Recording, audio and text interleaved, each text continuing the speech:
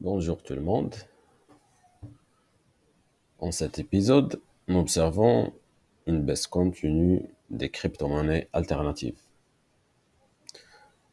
Nous avions évoqué la possibilité d'un ajustement du marché vers la fin de l'année 2024 ou au début de 2025. Cependant, cet ajustement est survenu il y a environ 20 jours. Alors, est-ce que c'est la fin de la tendance haussière, le bull run? La réponse est non. Nous ne sommes pas encore à la fin de la vague positive.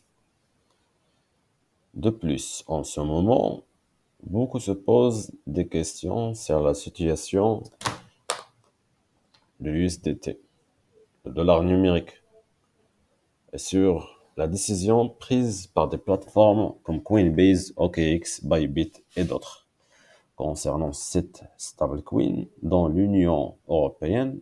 Nous allons aborder ce sujet car cette décision sera appliquée d'ici la fin de l'année, le 30 décembre. Il est noté que cette décision n'est pas récente. Elle date de 2 mois et qu'elle affectera uniquement les résidents de l'Union européenne. Par exemple, Coinbase qui possède Coinbase qui possède des succursales en Europe cessera de proposer l'USDT à ses utilisateurs européens, lesquels pourront alors utiliser l'USDC à la place. Parlons maintenant de l'ajustement actuel de marché. Prenons comme exemple la crypto-monnaie AVAX. En 2021, cette monnaie est passée de 1 dollar à 60 dollars, avant de redescendre à 9 dollars. Ces mouvements de correction ne sont pas inhabituels dans les marchés haussiers.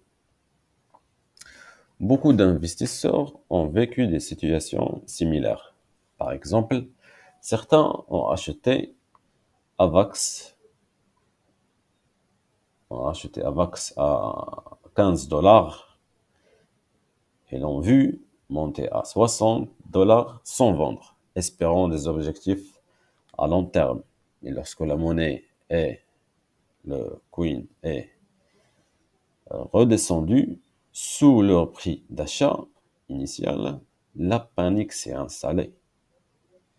Cela illustre un phénomène commun, la peur et les ajustements d'objectifs en fonction des fluctuations du marché. En 2021, après avoir atteint un sommet historique de 147 dollars, AVAX a connu des corrections drastiques. Ce scénario s'applique également à d'autres monnaies, comme Solana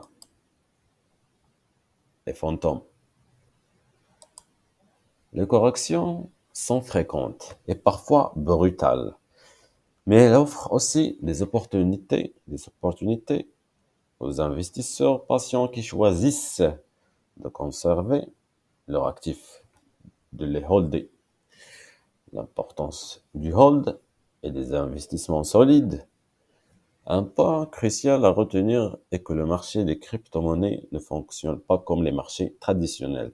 Les cycles y sont plus rapides. Les corrections, bien que violentes, sont souvent suivies de hausses spectaculaires.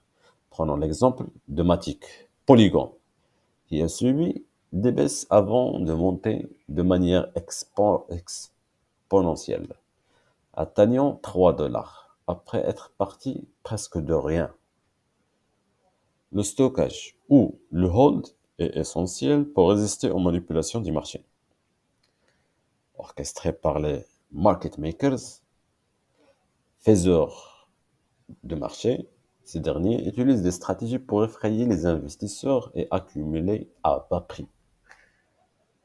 À propos de l'actualité récente, USDT en Europe, le règlement MiCA impose des licences pour les stablecoins. Ce changement, appliqué à partir du 30 décembre, oblige les utilisateurs européens à migrer vers l'USDC ou d'autres alternatives. On parle sur Layer 0.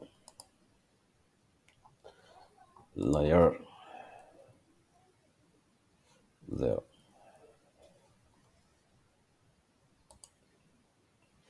Un projet émetteur avec un vote en cours pour introduire des frais sur les transactions réseau, dont les revenus seraient utilisés pour brûler des tokens, réduisant ainsi leur offre totale et augmentant potentiellement leur valeur. Les meme queens, des projets Simon 4, comme Simon 4 ou Podgy Penguin, attirent de gros volumes de liquidités grâce à leur popularité, bien qu'ils soient plus spéculatifs.